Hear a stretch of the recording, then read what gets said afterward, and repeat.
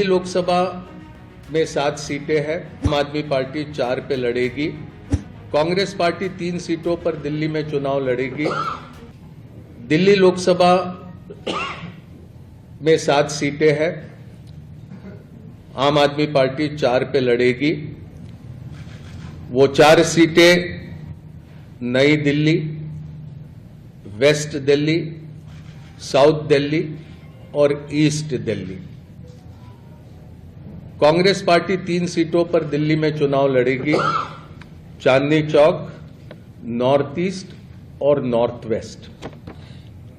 गुजरात में 26 लोकसभा सीटें हैं। 24 पर कांग्रेस लड़ेगी। 2 सीटों पर आम आदमी पार्टी के प्रत्याशी रहेंगे। भरूच लोकसभा और भावनगर लोकसभा की ये सीटें होगी।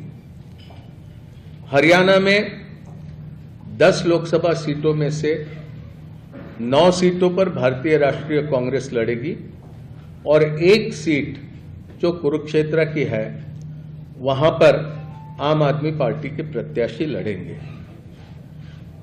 चंडीगढ़ को लेकर लंबी चर्चा हुई, लेकिन आखिरी में यह तय किया गया कि चंडीगढ़ में भारतीय राष्ट्रीय कांग्रेस के प्रत्याशी चुनाव लड़ेंगे।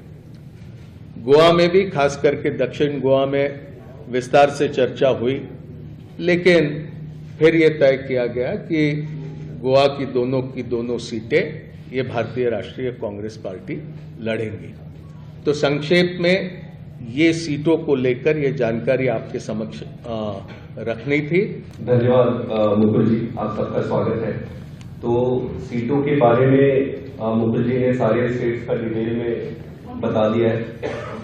मैं बस इतना ही कहना चाहता हूं कि आज देश जिस परिस्थिति से गुजर रहा है, जिस तरीके से भारतीय जनता पार्टी की सरकार सारी संस्थाओं को खत्म कर रही है एक एक करके, जिस तरीके से चुनावों की चोरी हो रही है, जिस तरीके से चुनावों की चोरी करने के लिए, चुनावों को जीतने के लिए विपक्षी नेताओं को जेल में डाला जा रहा है, जिस तरीके से किसानों के साथ अन्याय हो रहा है, जिस तरीके से पूरी देश की जनता बेरोजगारी, महंगाई से जूझ रही है, आज देश को एक ईमानदार और मजबूत विकल्प की जरूरत है।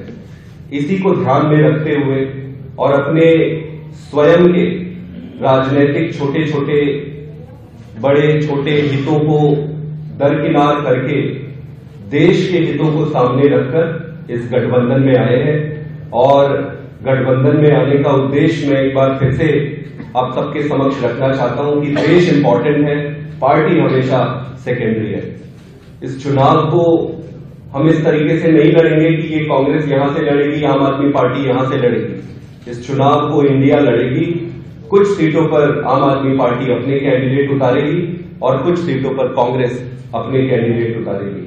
मेरा ये मानना है कि भारतीय जनता पार्टी के जो कैलकुलेशन और जो भी इन्होंने अपनी रणनीति बनाई थी, वो सारा इस अलायंस के बाद से उलटफेर हो जाएगा और देश की जनता के साथ मिलकर ये चुनाव लड़ेंगे और ये चुनाव जीतेंगे।